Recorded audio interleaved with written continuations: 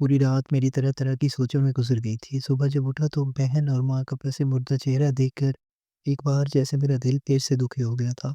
मैंने बस हद मुश्किल अपने जज्बात को चेहरे पर नमदार होने से रोका था। जब भी मैं टूट फूट का शिकार होता, जब भी गम से निढाल होता, तो मेरी माँ और बहन मुझे देखकर मुझसे ज़्यादा परेशान हो जाते थे। इसलिए मैं चाहकर भी उनके सामने अपने दुख को जाहिर नहीं कर सकता था। किसी न किसी तरह अपने दुख को छुपाने में कामयाब हो जाता। नाश्ते के नाम पर काली चाय और दो पापे सुमेरा ने मेरे सामने रखे। मैं कुछ कहते-कहते रुक गया। एक वो वक़्त भी था जब इस घर में नाश्ते के नाम पर एक सिरे से दूसरे सिरे तक ढेरों लवाज़मात होते थे और अब मैं महज़ मुस्कुरा कर रह गया। जब नाश्ता करने के बाद घर से निकलने लगा तो माँ ने दुआएँ देकर रुखसत किया कि बेटा बदर, मेरा दिल कह रहा है कि आज तुम नाकाम वापस नहीं लौटोगे। आज अल्लाह तुम्हें ज़रूर कामयाब करेगा। तुम्हारा मकसद ज़रूर पूरा होगा। अल्लाह अपने बंदों का इम्तिहान लेता है और फिर इस इम्तिहान के बाद इन्हें सुरखरू भी करता है। इन सब बातों पर मेरा भी ईमान था कि वक्त बदलते को बिल्कुल भी देर नहीं लगती। जो हमारे साथ हुआ था वो किसी भयानक खौफ से कम नहीं था। ये भी तो वक्त का हेर फेर था। कल हम कहाँ थे और आज कहाँ। मैंने अखबार में इस जगह के बारे में देखा जहाँ पर इंटरव्यू देने के लिए जाना था। जेब में पैसे थपथपा कर देखे, इतने ही पैसे थे कि मैं किराया लगाकर अपनी मतलूबा मंजिल पर पहुंचता और वापसी पर शायद मुझे पैदल ही चलना पड़ता। मैं बस में सवार हो गया था। 1 घंटे की मसाफत के बाद मैं अपनी मंजिल पर पहुंच गया था। मैंने एक नज़र अपने हुलिये पर डाली थी। फटे पुराने कपड़े थे और जो पाँव में जूते थे वो भी बुरी हालत में थे। क्या इस हुलिये के साथ मुझे मुलाजमत मिल जाएगी? यही सोचते हुए बस से नीचे उतरा था। अचानक से मुझे ज़ोर का धक्का लगा। मैं मुंह के बल गिरते-गिरते बचा था। पीछे मुड़कर देखा तो मुझे धक्का देने वाला एक खूबरूप सा नौजवान था। ना जानो इसने ये काम जानबूझकर किया या अनजाने में हो गया था। उसके चेहरे पर किसी किस्म की कोई शर्मिंदगी के आसार नहीं थे, बल्कि वो मेरी हालत से हँस उठा था। वहाँ से चला गया था। मैंने एक कदम उठाया तो मुझे अनहोनी का एहसास हुआ। मेरी चप्पल टूट गई थी। या अल्लाह! अब मैं क्या करूँ? मैं परेशान सा फुटपाथ पर एक तरफ बैठ गया था। चप्पल टूट गई थी। अब इस टूटी हुई चप्पल के साथ मैं कैसे चलूँ? इंटरव्यू देने के लिए कैसे जाऊँ? मेरी जेब में तो इतने पैसे भी नहीं हैं कि मैं नई चप्पल खरीद सकूँ। बहुत परेशान था, क्या करूँ? कोई रास्ता नज़र नहीं आ रहा था। तभी मेरी फुटपाथ पर पड़े हुए शापर पर नज़र पड़ी। कुछ सोच कर मैंने शापर को उठा लिया और उस शापर के साथ फिर अपनी चप्पल को बाँधने की कोशिश करने लगा। अब चप्पल मेरी इस हद तक काबिल हो गई थी कि मैं इस ऑफ़िस के अंदर जा सकता था, जहाँ पर मैं इंटरव्यू के लिए आया था। दोस्तों, आपसे छोटी-सी रिक्वेस्ट है कि हमारे चैनल को सब्सक्राइब करें और हमें सपोर्ट करें। ये चप्पल भी मेरा ज़्यादा वक़्त तक साथ नहीं दे सकती थी। शायद वापसी पर मुझे पैदल नंगे पाँव ही चलकर घर आना पड़ता। हो सकता है अल्लाह कोई सबब बना दे, सोचते हुए मैंने इस ऑफ़िस की बिल्डिंग के अंदर कदम रखा था। वहाँ बहुत सारे उम्मीदवार थे, सब के सब बहुत पढ़े-लिखे, बाशऊर और अच्छे कपड़ों में मलबूस थे। इन सब का हुलिया देखकर मुझे अपने आप पर शर्मिंदगी सी होने लगी। क्या करूँ मैं? अचानक से मुझे एक बार फिर से झटका लगा, जैसे किसी ने मुझे धक्का दिया हो। मैंने पीछे पलट कर देखा तो जो कोई भी था, उसके चेहरे पर मास्क था और उसने पैसे मेरी तरफ फेंके और वहाँ से तेज़ कदमों से चला गया।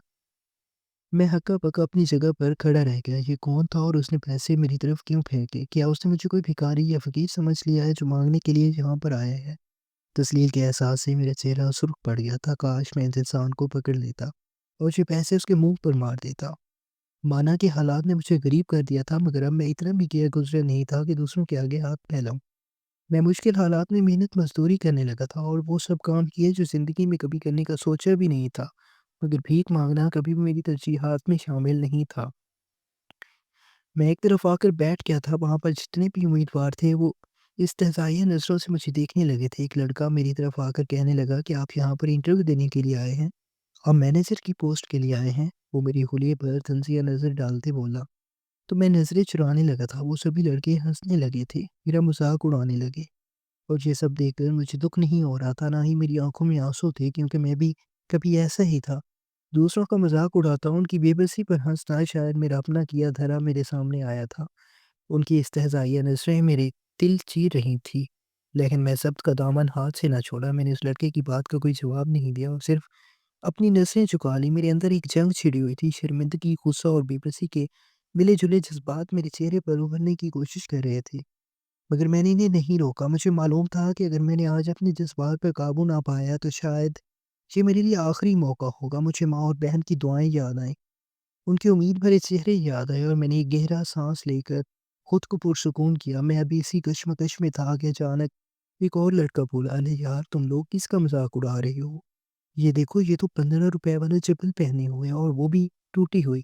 इसे यहाँ कौन नौकरी देगा? इसकी बात पर एक और कहका गूंजा। मेरा सर चकरा गया। मुझे लगा जैसे सारी दुनिया मुझ पर हंस रही है। मैंने एक बार फिर अपनी टूटी हुई चप्पल की तरफ देखा जिसको शॉपर से बांध रखा था।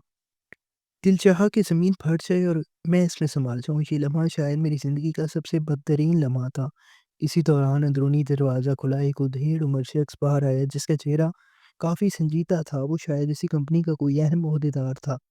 उसने एक सरसरी नज़र हम सब पर डाली, फिर उसकी नज़र मुझ पर आकर ठहर गई। मैं घबरा गया। मुझे लगा कि अब मेरी बारी है और ये भी बाकी लोगों की तरह मुझ पर कोई तंज़ या जुमला कसेगा, लेकिन उसने कुछ नहीं कहा। सिर्फ़ एक बार फिर हमारी तरफ देखा और एक ऊँची आवाज़ में बोला, यहाँ क्या हो रहा है? ये सब क्या हँसी-मज़ाक लगा रखा है? क्या ये कोई चाय की दुकान है? उसकी आवाज़ में इतनी सख्ती थी कि वहाँ मौजूद तमाम लड़के एकदम खामोश हो गए। उनके चेहरों पर हँसी की जगह खौफ़ और शर्मिंदगी छा गई। वो उधेड़ में शख्स आगे बढ़ा और समूह हुई दीवारों के दरमियान से गुजरता हुआ उस लड़के के करीब गया जिसने सबसे पहले मुझ पर तंज किया था। उसने अपना हाथ उठाया और लड़के के कांधे पर रखते हुए कहा, तुम्हारे कपड़े, तुम्हारा हुलिया, तुम्हारी डिग्रियां सब कुछ बता रही हैं कि तुम एक पढ़े लिखे इंसान हो, लेकिन तुम्हारी अखलाकियात क्या है? क्या तुमने यही तालीम हासिल की है कि दूसरों का मजाक उड़ाओ? वो लड़का सर झुकाए खड़ा रहा। उसके चेहरे पर हवाइयां उड़ रही थी। वो शख्स फिर आगे बढ़ा और एक और लड़के से मुखातिब हुआ, और तुम क्यों हँस रहे थे? क्या तुम्हें नहीं मालूम कि किसी की मजबूरी का मज़ाक उड़ाना कितना बुरा है? उसके बाद उसने बारी-बारी तकरीबन तमाम लड़कों को मुखातिब किया और उनकी अखलाकी पस्ती पर उन्हें शर्मिंदा किया। मुझे लग रहा था कि अब मेरी बारी है, लेकिन उसने मेरी तरफ एक बार भी नहीं देखा था। वो शख्स अब सब लड़कों को गुस्से भरी नज़रों से देख रहा था। तुम सबको मालूम है कि इस कंपनी की सबसे पहली तरजीह क्या है? उसने सख्त लहजे में कहा। यहाँ सिर्फ काबिलियत नहीं देखते, हम यहाँ अखलाक और इंसानियत भी देखते हैं। अगर तुम में से किसी के पास काबिलियत है भी लेकिन अखलाकियात नहीं, तो वो हमारी कंपनी में काम करने के लायक नहीं। उसकी बात सुनकर सबके सर झुक गए थे। मुझे भी अजीब सा एहसास हो रहा था। एक तरफ उनकी तस्लील हो रही थी जिसका मैं पहले शिकार हुआ था, और दूसरी तरफ मुझे उन पर तरस भी आ रहा था। मेरा नाम मसूद है और मैं इस कंपनी का मैनेजर हूँ। उसने अपना तारुफ़ करवाया, और मैंने अभी जो कुछ देखा है, उसके बाद मैं तुम में से किसी को इंटरव्यू के लिए नहीं बुला सकता। तुम सब जा सकती हो। उसकी बात सुनकर वहाँ मौजूद तमाम लड़के हैरान रह गए। उनके चेहरों पर मायूसी और गुस्से के मिले-जुले तासुरात थे, लेकिन सर, एक लड़के ने हिम्मत करके कहा, हमने भी तो अभी इंटरव्यू दिया ही नहीं। ज़रूरत नहीं, मैनेजर मसूद ने सख्ती से कहा।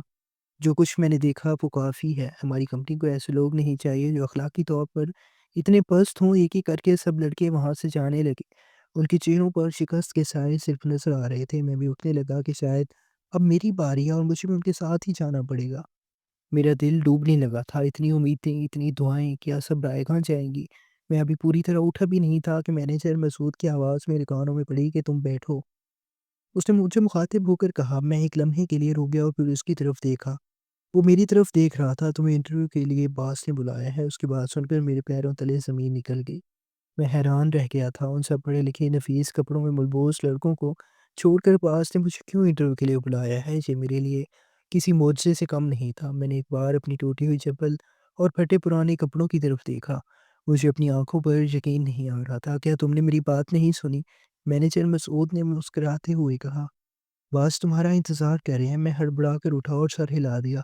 जी, जी, बिल्कुल, मैंने कहा और उसके पीछे चलने लगा। मेरा दिल खुशी से उछल रहा था, मेरी आँखों में आँसू आ गए, लेकिन मैंने उन्हें अंदर ही जज़्ब कर लिया था। माँ की दुआएँ और बहन की उम्मीदें रंग ले आई थीं। हम एक राहदारी से गुज़रे और एक बड़े से कमरे के सामने जाकर रुके। मैनेजर मसूद ने दरवाज़ा खोला और मुझे अंदर जाने का इशारा किया। मैंने एक लंबा साँस लिया और अंदर कदम रखा। कमरे में दाखिल होते ही मेरी नज़र सामने बड़ी-सी मेज़ पर बैठे शख़्स पर पड़ी। वो एक ऊँची कुर्सी पर बैठा था और उसकी कमर मेरी तरफ थी। मैं धीरे-धीरे आगे बढ़ा और मेज़ के सामने जाकर रुक गया। मेरा दिल तेज़ी से धड़क रहा था। मैंने खुद को पुरसुकून करने की कोशिश की और फिर बास का इंतज़ार करने लगा कि वो मेरी तरफ मुड़े। कुछ देर बाद वो कुर्सी घूमी और बास का चेहरा मेरे सामने आया। उन्हें देखते ही मेरे औसान ख़ता हो गया। मैं अपनी जगह से उठकर खड़ा हो गया। मेरे मुँह से बेख्तियार निकला, ये आप ये बात है कुछ साल पहले की जब मेरी ज़िंदगी एक ख्वाब जैसी थी। मैं और मेरी छोटी बहन सुमैरा अपने अम्मी अब्बू के लाडले थे। अब्बू का एक बहुत बड़ा और चलता हुआ कारोबार था जिसकी बदौलत हम बहुत खुशबाश रहते थे। हमारी ज़िंदगी में किसी चीज़ की कोई कमी नहीं थी। ऐशो-आराम हमारा मुकद्दर था और हम हर वो चीज़ हासिल कर लेते जिसकी ख्वाहिश करते। अब्बू ने मेहनत से अपना कारोबार बनाया था और हमें भी यही सिखाते थे कि मेहनत और लगन से काम किया जाए तो कामयाबी ज़रूर मिलती है। ہمارا گھر بہت بڑا تھا جس میں ہر قسم کی سہولیات موجود تھیں۔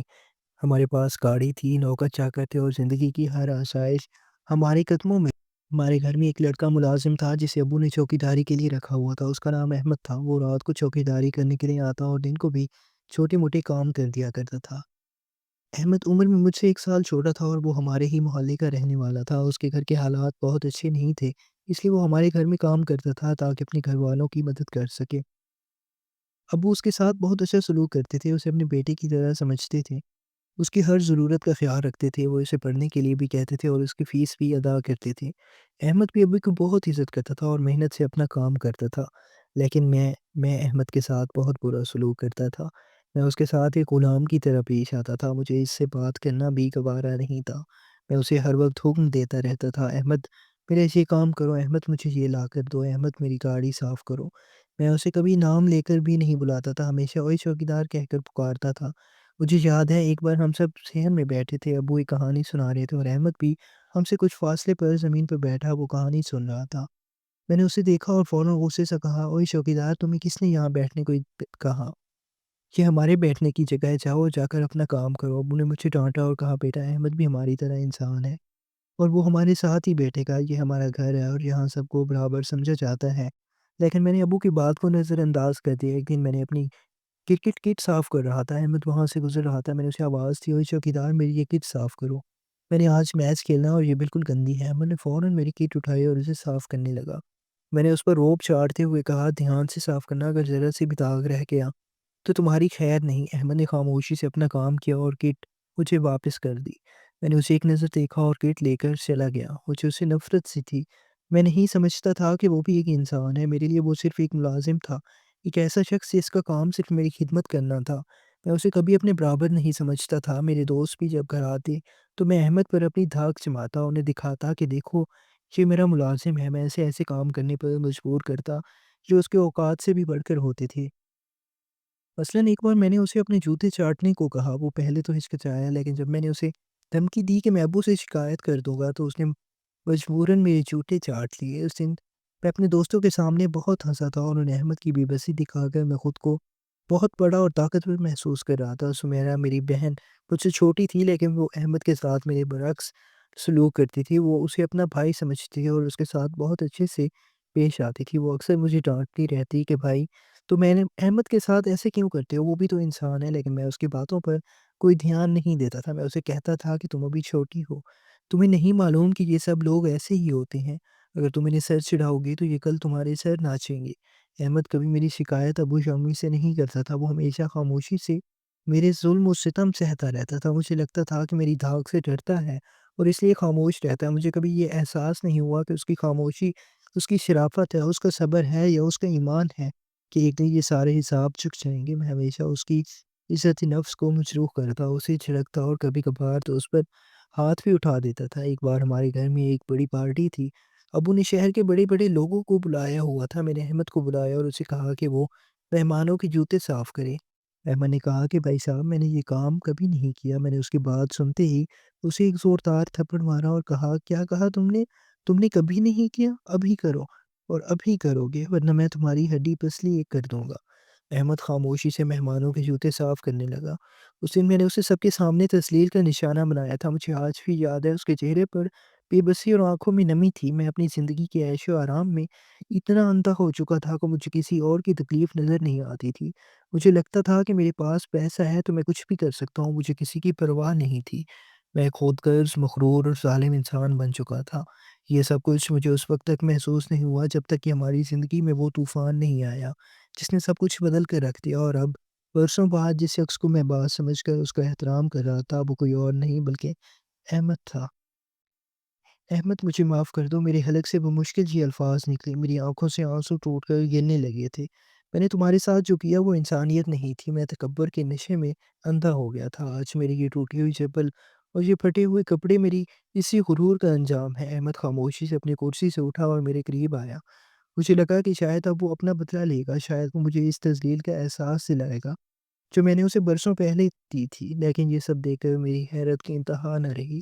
اس نے غصہ کرنے کے بجائے مجھے اپنے گلے سے لگایا، اس کی گرمجوشی میں کوئی بناوٹ نہیں تھی۔ तुम्हारे बाप ने मुझे बहुत सहारे दिए थे बदर भाई। अहमद ने निहायत नरमी से कहा। आपके वालिद साहब ने मुझ पर जो एहसानात किए, मेरी तालीम का खर्चा उठाया, मेरी माँ के इलाज में मदद की, उन सब एहसानात के बदले मैंने तुम्हें दिल से माफ़ कर दिया। तुम मेरे मोहसिन की औलाद हो, मैं तुमसे नफ़रत कैसे कर सकता हूँ? अहमद के इन अल्फाज ने मेरे सीने पर जैसे हथौड़े बरसाए। मैं फूट फूट कर रोने लगा। एक वो था जो मेरी बुराइयों के बदले एहसान याद रखे हुए था, और एक मैं था जो अपने मोहसिन के बेटे को गुलाम समझता था। अहमद ने मुझे कुर्सी पर बिठाया, पानी पिलाया, फिर बड़े हमदर्दराना लहजे में पूछा कि बदर भाई, मुझे ये बताओ कि तुम यहाँ तक कैसे पहुँचे? तुम्हारी ये हालत किसने की? चचा जान और घरवाले कहाँ हैं?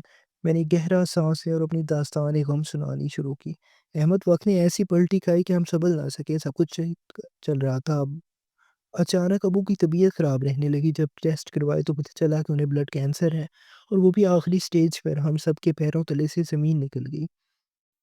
अब्बू के इलाज के लिए लाखों रुपए की ज़रूरत थी, और कारोबार भी मंद पड़ने लगा था। मैंने रुक कर आँसू पोंछे और सिलसिला कलाम जारी रखा कि इलाज के अखराजात पूरे करने के लिए हमने एक-एक करके अपनी गाड़ी, ज़ेवरात, जायदाद बेचना शुरू कर दी।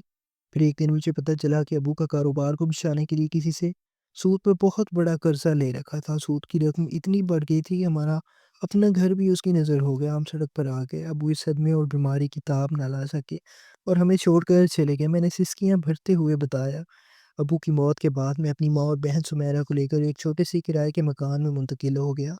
मैंने मेहनत मज़दूरी की, लोगों की बातें सुनी, वो सब काम किए जो कभी ख्वाब में भी नहीं सोचे थे। आज मैं यहाँ इस उम्मीद पर आया था कि शायद कोई नौकरी मिल जाए और मैं अपना फाका कशी का खात्मा कर सकूँ।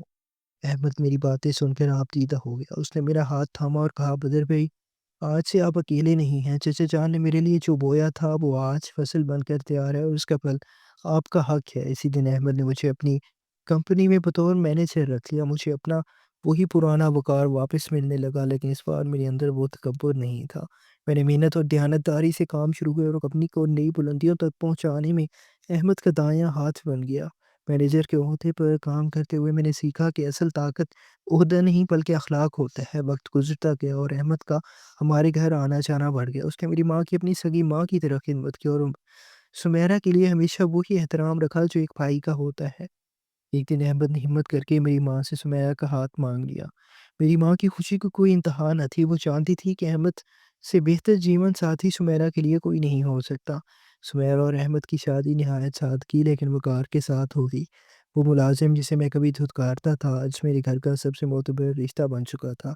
अहमद ने सिर्फ़ मुझे नौकरी नहीं दी थी, बल्कि हमारी बिखरी हुई ज़िंदगी को समेट कर उसे दोबारा गुलज़ार बना दिया था। आज जब मैं अपने ऑफ़िस की खिड़की से बाहर देखता हूँ तो मुझे वो टूटी हुई चप्पल और वो छापर याद आता है जिसे मैंने मुझे मेरी औकात याद दिलाई थी। मुझे अब समझ आया है कि अल्लाह ने अपने बंदों को आज़माता ज़रूर है, लेकिन अगर इंसान अपनी गलती पर नादिम हो और तौबा कर ले तो अल्लाह रास्ते खोल देता है। अहमद की माफ़ी और उसका एहसान मेरे लिए वो सबक था जिसने मुझे एक इंसान बना दिया। अब मैं किसी का मज़ाक नहीं उड़ाता, किसी की मजबूरी पर नहीं हँसता,